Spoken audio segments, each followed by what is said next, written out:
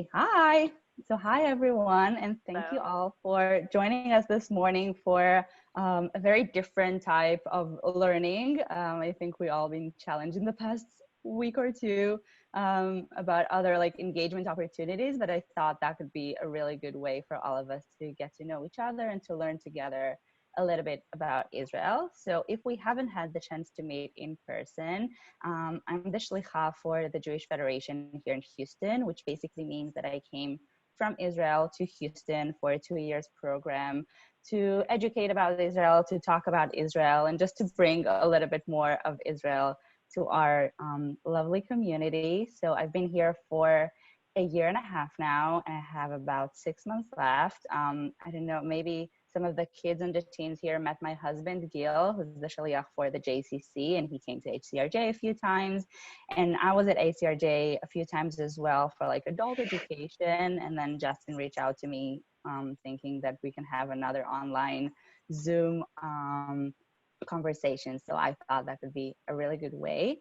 And I do want to get to know you all a little bit. So if you are able to unmute yourself and just share with me your names and when was the last time you've been to Israel, if any? My name is Justin, and I went to Israel back in 1999. So I guess Last 21 years time? ago. What's that? That was my first and last time. Yeah.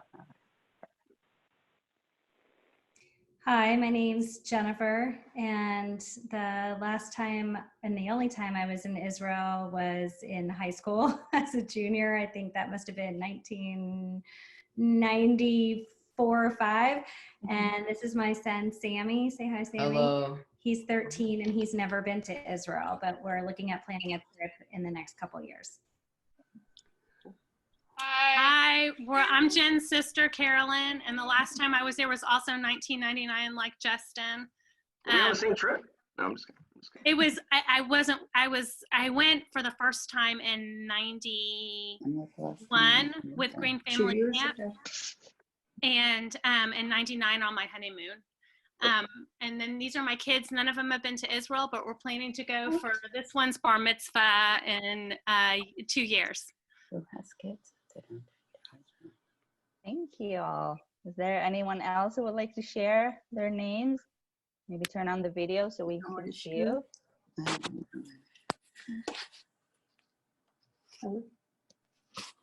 Hi, Hadas. I don't know if I'm unmuted. Yeah, we can hear you. I'm Kelly. I haven't been to Israel for 2 years, but my only sibling and all 5 of my nieces and nephews recently moved there. I lived there in 99, 2000 and in Jerusalem. And I'm just super excited to see your pictures. Is your family safe in Israel? Everybody healthy as far as we know? For Right? now, they're all good. Right. Good. Perfect. So we have anyone else who would like to share? I feel like 99 was a big year for HCRJ going to Israel. Not sure why, but it's always good. So what I'm going to do next is I'm going to share my screen with you all. And that way, you would be able, hopefully, to see the presentation. Is that working for everyone? Yes. Perfect. Yay. So we're going to start today actually by a fun game, and we'll see how long it's going to take us. It might going to take us the entire class, where I'm going to show you a picture of Israel from the 1920s, earlier or later, but before the state of Israel was established. So if you guys know or don't know, Israel declared independence in 1948, but there were actually Jewish people and Jewish communities in Israel, in the land of Israel before that. So my family, for example, used to live in Israel in the past 600 years or something like that. I don't know if some of you have been to Tzfat, but there's a really beautiful synagogues over there, and one of them belongs to my family because we've been there for many, many, many years. So I'm going to show you a picture, and I'm gonna need you guys to unmute yourself and try to guess where this picture was taken. And then I'm gonna share a quick story, and then I'm gonna show you how this place looked like today. So in order for us to do that, we need to be very, very quiet on the other end, because otherwise we're just gonna hear you blabbing all the time. So I need you all to be very quiet and try to be respectful for another person. If you see someone else has an answer, wait for them to finish, and then you would be able to speak. So it's not just a lesson about Israel, it's also a lesson about how to respect other people and how to be mindful for one another, even when we don't share the same space. Okay, so I'm gonna start with our first picture. Any guess where this picture was taken? Tel Aviv. Tel Aviv, ding, ding, ding. Good job, Kelly. So this picture was taken in the early days of Tel Aviv. So you can see that there's like a few buildings, a few beach houses, but nothing too much, right? I mean, if you look at the end of the picture, you can see that there are like mountains, a little bit of sand dunes, but not a lot of buildings. Do you want to see how this place looks like nowadays? Yes. So incredible change, right? And I think this is probably the Tel Aviv that we all know and remember. But even if you've been to Tel Aviv last time in the 90s, I mean, Tel Aviv and Israel has changed dramatically. I mean, I was here in Houston last year, and then we got back to Israel during the summer to visit our families. And there was so many new buildings and so many new roads that I haven't seen. So I feel like Israel is really rapidly changed. I think Houston is kind of the same thing in that sense. Like there's a lot of infrastructure, a lot of new buildings every single year. But in Israel, because it's such a small country, you can see that much more than in Houston, because I feel Houston is kind of just like spreading out. But you don't necessarily see that in your own small neighborhood.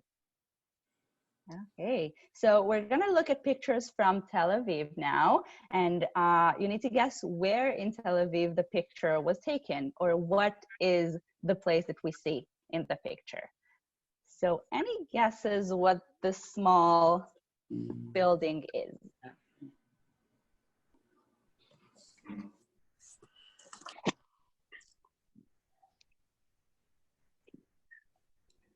Not even one guess. Come on, guys, you can be creative. What do you think?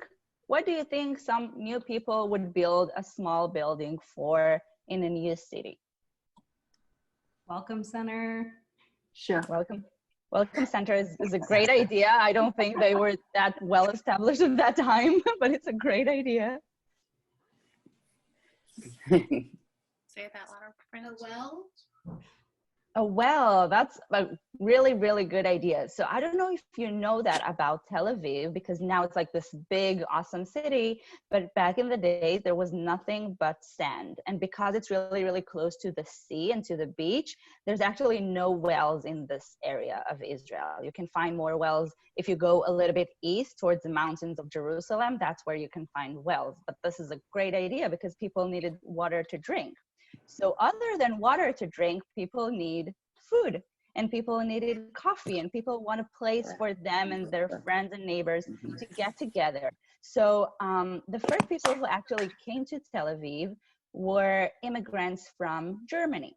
So the story of Tel Aviv is actually started from the people of Jaffa, which is another city in the center of Israel, who wanted to go and just have another neighborhood. So just to have like another Meyerland or another Bel Air.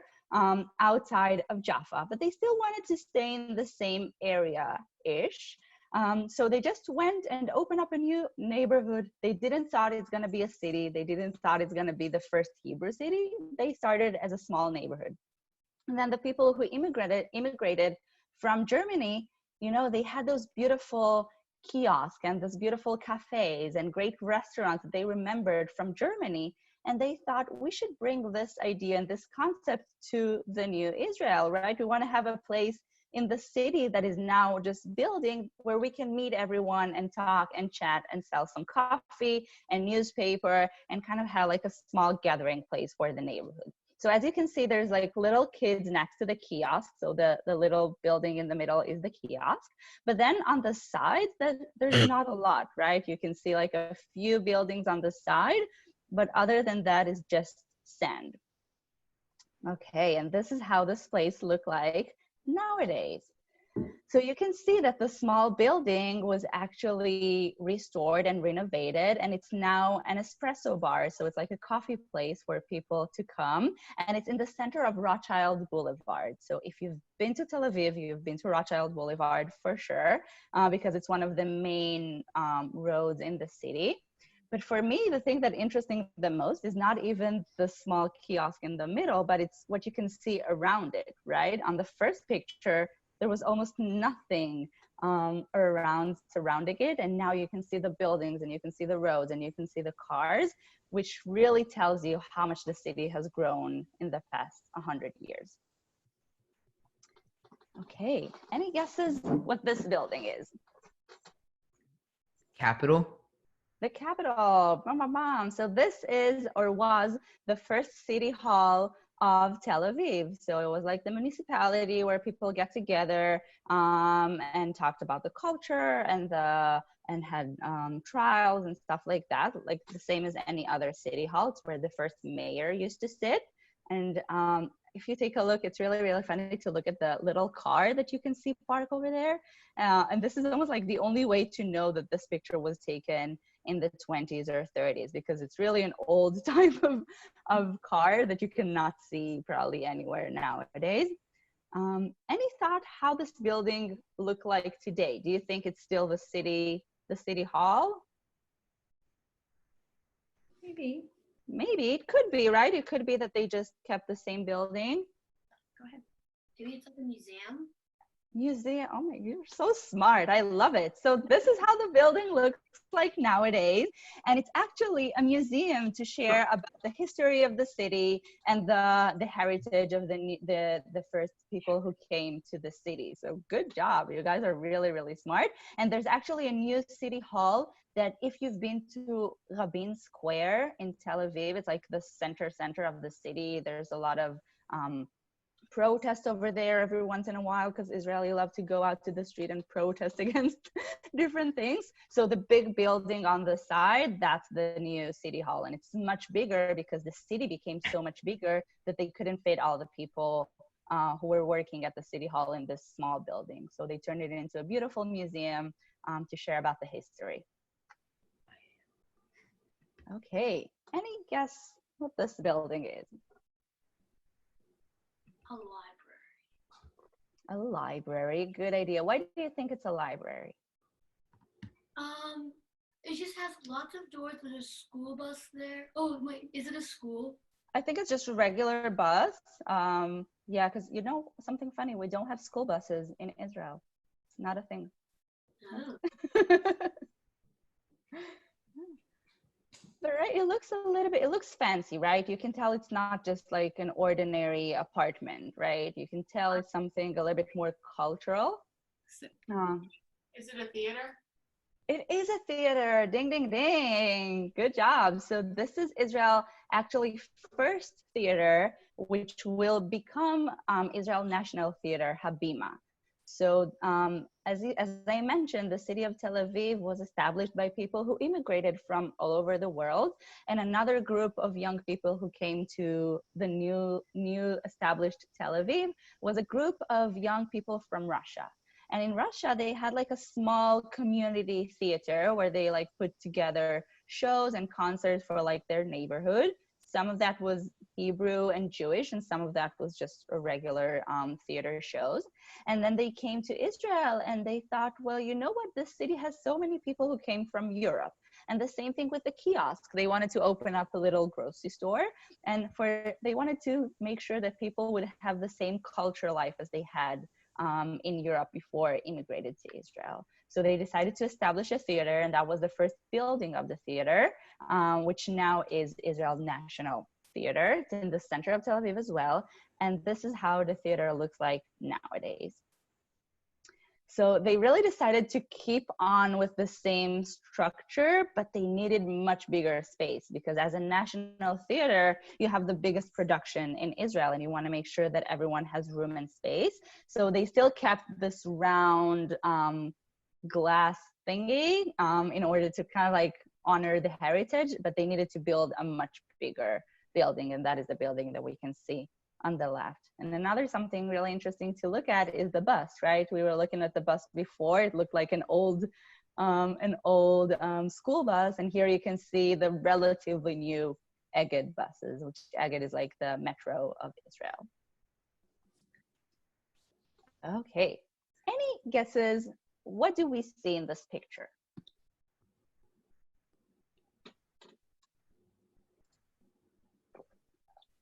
The desert.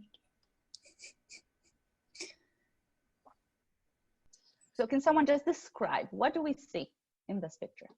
A crowd gathering in the desert. Okay, a crowd gathering in the desert, perfect. Any idea why would people get together when we want to establish a new city? Or something. What was that? So like, I don't know, people can be recognized or something. Okay, maybe to like recognize the city. So this is actually one of the most interesting stories that I heard. So as I told you, the people in Jaffa left Jaffa in order to start this new neighborhood and a new city. So what looks like the desert now, right? It looks like the southern part of Israel where it's only a desert. This is actually exactly where Tel Aviv is now. But there was nothing there before. Really, really nothing, just like sand dunes and the beach, and that is it.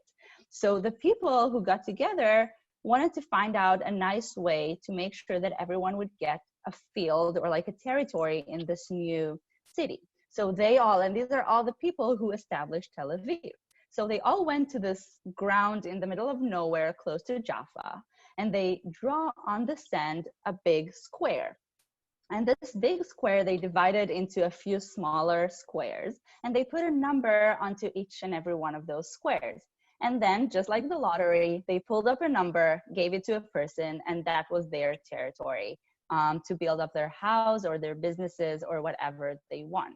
So I don't know if you noticed that when you were in Tel Aviv, the streets are actually really aligned, which is really comfortable and easy. And it's not like that in most of the cities in Israel because no one really have thought of it through. And the reason for that, excuse me, the reason for that is that they just draw it on the sand when they were establishing the city. So this is how it looks like right before Tel Aviv was established. And this is how the exact same place look like nowadays. So very, very different. It's really almost amazing to see the differences in 100 years of Tel Aviv. So that was the story of Tel Aviv, the first Hebrew city.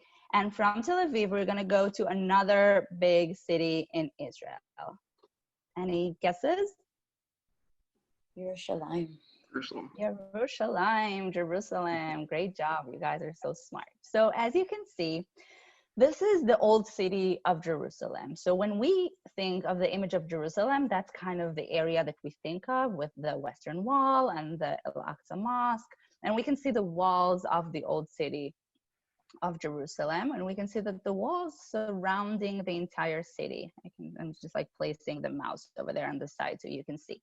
But there's nothing outside of the walls. You cannot see on the left side, but there's like really nothing over there.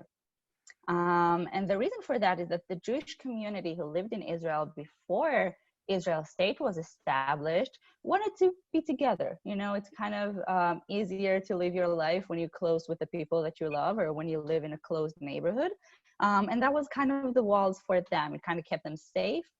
And that was their way to manage who can get inside of the neighborhood and who can get outside of the neighborhood. So this is how Jerusalem looked like in the 20s. And this is how the city looks like nowadays. So very interesting about Jerusalem, most of the places look the same, right? I mean, when you look at like the outside of the city, it looks kind of the same. But that is because that's the old city of Jerusalem. So people in Israel, we love our heritage. We love to keep all those places the same.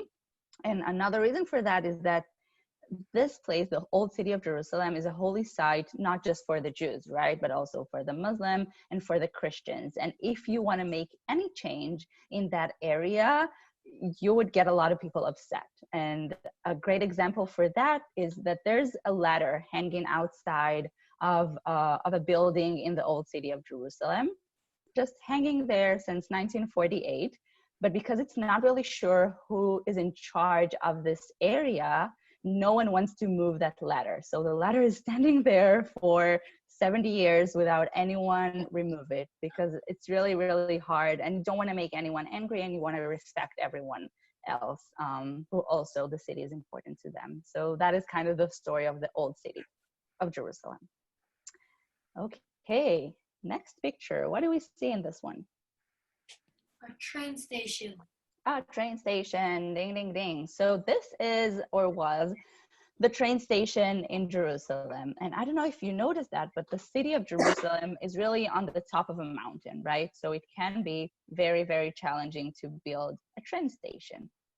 However, the British people who kind of like control the area of Israel and Jordan before Israel declared independence wanted to make sure that they have a way to go around and get around.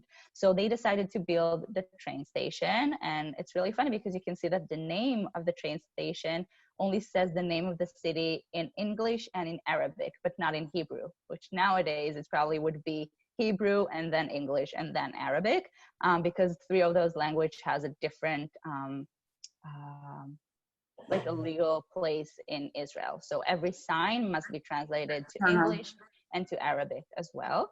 And you can see the people in the train station, and you can see the back, like a few new neighborhoods, but it's really just an ordinary train station.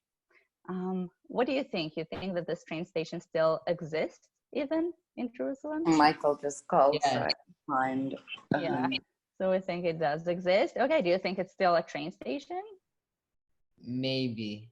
Maybe it's hard to tell. So actually, this is not the train station in Israel nowadays. So they kept the facility the same. They kept the building to look exactly the same.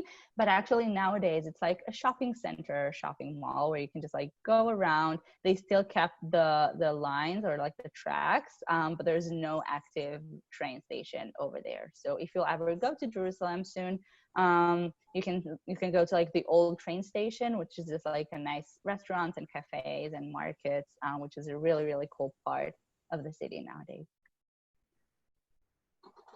Okay, any guess what this street is, or which street is? Ben Ben Gurion? Yehuda? No. I heard Ben Gurion, which is not the answer. And what was that? Ben Yehuda? Ben Yehuda. So it's really, really close to Ben Yehuda. So this is actually Jaffa Street in Jerusalem, which is one of the main streets. It gets to Ben Yehuda Street, and it goes all the way to Machne Yehuda Market, if you've been there.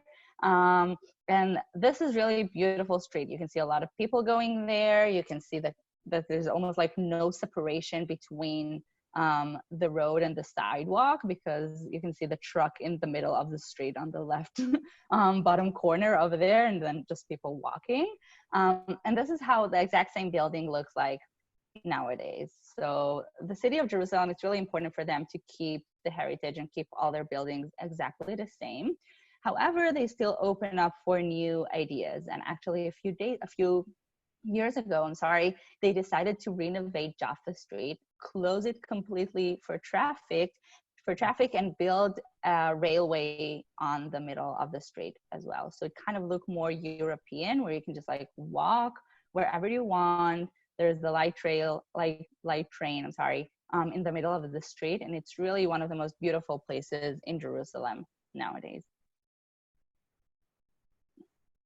Okay, so here, I don't know, we have like the name of the city on the bottom, but you don't have to look at it. So this actually postcard was, someone draw it in 1881. So many, many, many years ago. And we can actually see on the bottom, but any guesses which mountain we see in this beautiful picture? Mount Carmel. Mount Carmel, good job. So this is, or was, the city of Haifa in 1881. So you can actually not see a big city, right? You can see the beautiful Carmel mountain, and you can see a little bit of buildings over there in the bottom. You can see a few ships over there. And the most funny thing is that you can see camels, which is really not something that you would see anywhere near Haifa nowadays, and probably in most of Israel. You can see some in the south that are still being used by the Bedouin in the south, but it's really not a way to get around Israel nowadays. So if you go there, get a car. Probably would be easier. So this is the Carmel Mountain from the northern area. So we kind of look at it from the north, and this is how the same area looks like nowadays. So still in Carmel Mountain, whoa, right? But we can see the port on the bottom, but people have built their way all the way to the top of the mountain, which is really something incredible. You can see on the, any guesses what are those two buildings on the top left? Yeah, so this is the University of Haifa, which has an amazing, amazing location and a beautiful view. If you'll ever go there, it's a really nice university to learn that, only because of the view that you can see from the windows. But the city has really, really grown tremendously, which is really incredible. So another picture of Haifa, and this was taken from the top of Haifa, was taken in the 50s. So you can still see the harbor. You can see the beautiful Bay of Haifa, which has a really unique shape to it. And you can see a few buildings. You can see they kind of like started to climb their way on the top of the mountain, but you can still see like empty spaces in the top of the mountain here. And this is how the same area of Haifa looks like nowadays. So definitely better with color, because I think the beautiful sea and the beautiful beach, you needed color for that. But do you guys know, what do we see here in the center of the picture? Some sort of a monument. Some sort of monument, beautiful. Any idea? What is it? The Baha'i Gardens?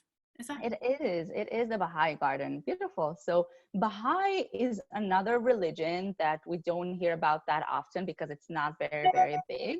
But the land of Israel is also holy for them. So it's really interesting to see how so many different religions has this connection to Israel. So definitely not just Jewish.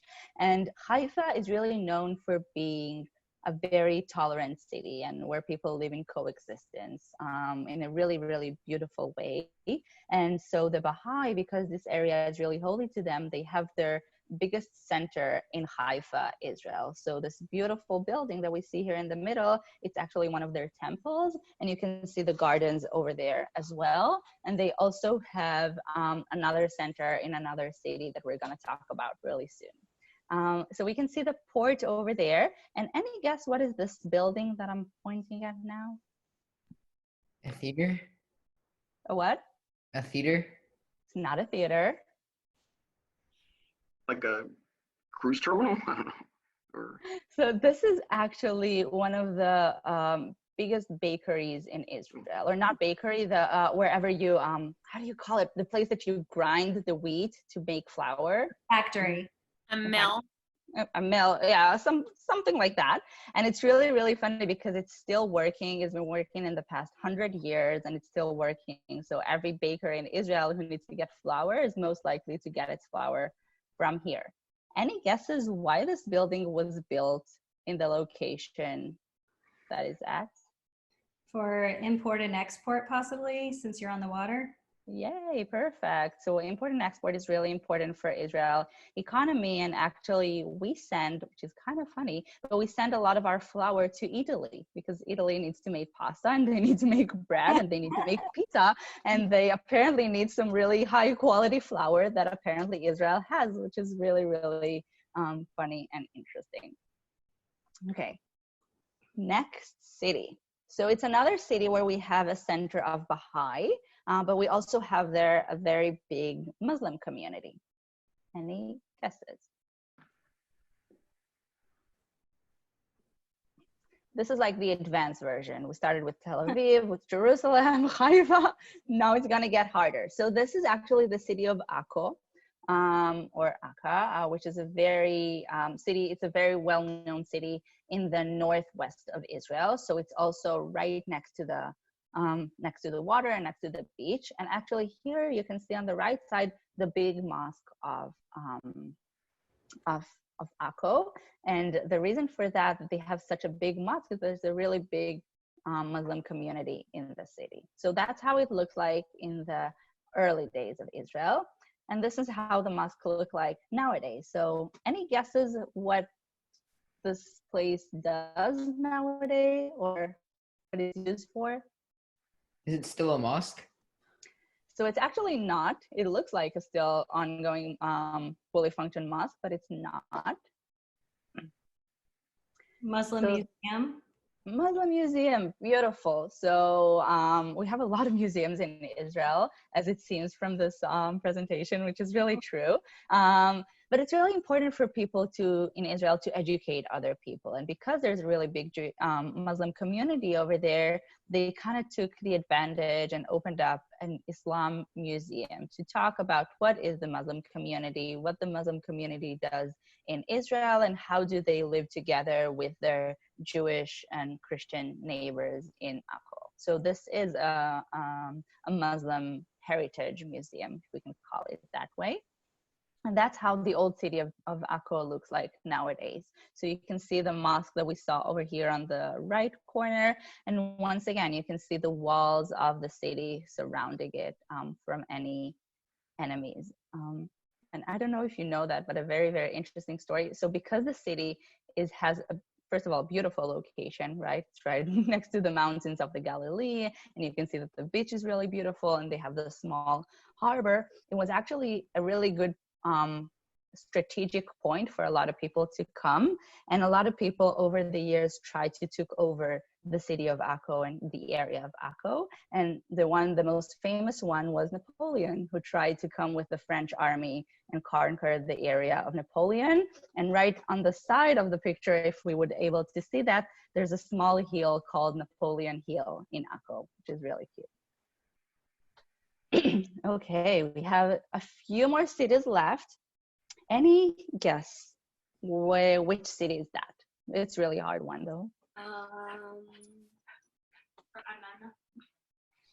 Ranana, no. So we can see the mountains on the back, right? So I'm just gonna give you a hint that the mountain on the right side is the highest mountain in Israel.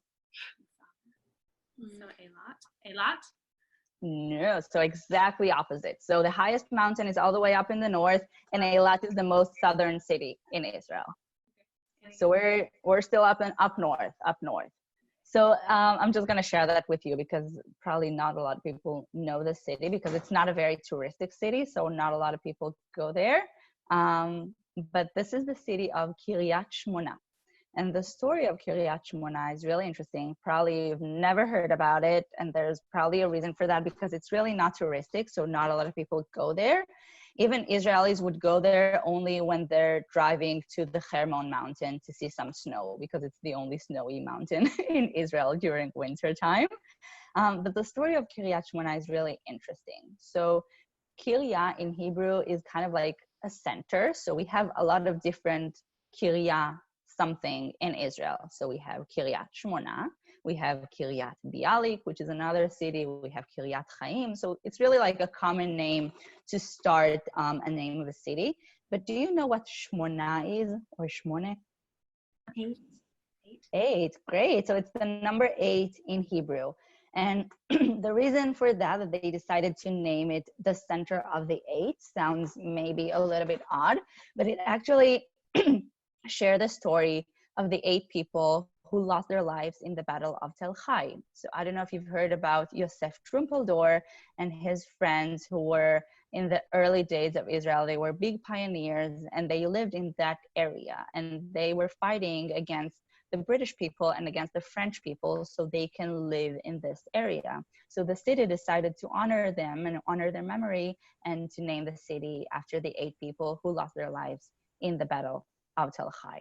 And this is how the city looks like nowadays. So it's still a relatively small city, but I would say that it's the most beautiful area of Israel, no doubt. So I grew up in the north, so I have like a small place at heart, a warm place at heart for the northern area, but it's really, really beautiful. And you can see all the way over there, Mount Hermon, and on the right side, this is the Golan Heights. So the border with Lebanon is really here, and it's about 10 minutes drive from the city of Kiryat Shmona, and the border with Syria on the east side, on the right side of the picture, is probably about 20 minutes drive. So it's really all the way up in the north of Israel. And I just wanted to share with you a beautiful picture that an Israeli took about a month ago when it was snowing in Israel, and he just went to the Golan Heights, and this is the same mountain that we saw over there in the picture.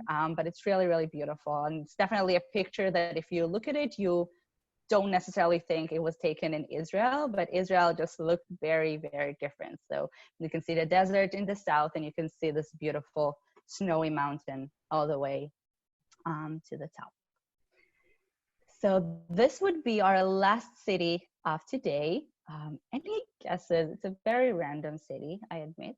But any guesses what this city is? Which city is it?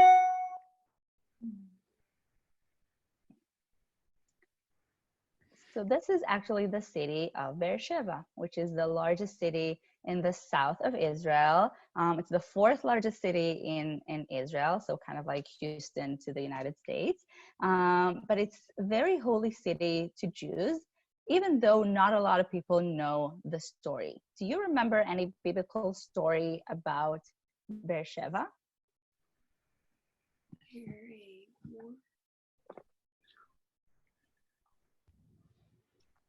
Yeah, so it's actually really funny. I didn't know why the story was kind of like forgotten in the background and not a lot of people talk about it. But do you remember that Abraham was walking in the desert going to like the new homeland, and then he stopped next to a well? The well was actually right here in the center of Beersheba, and this is where Isaac or Yitzhak came back afterwards. So the well still exists in the center of the old city of Beersheba, and it's a really beautiful site to go and visit.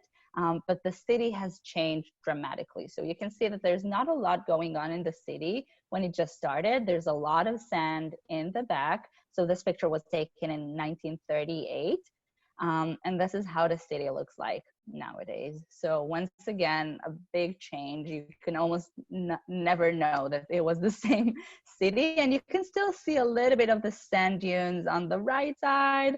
And once you leave the city, you can see that as well. But it's really not the same as it used to be. And I think with that we can end our class, unless you guys have any other questions or thoughts that you want to share with us. Thank you. Yes, thank you. Perfect. Thank you.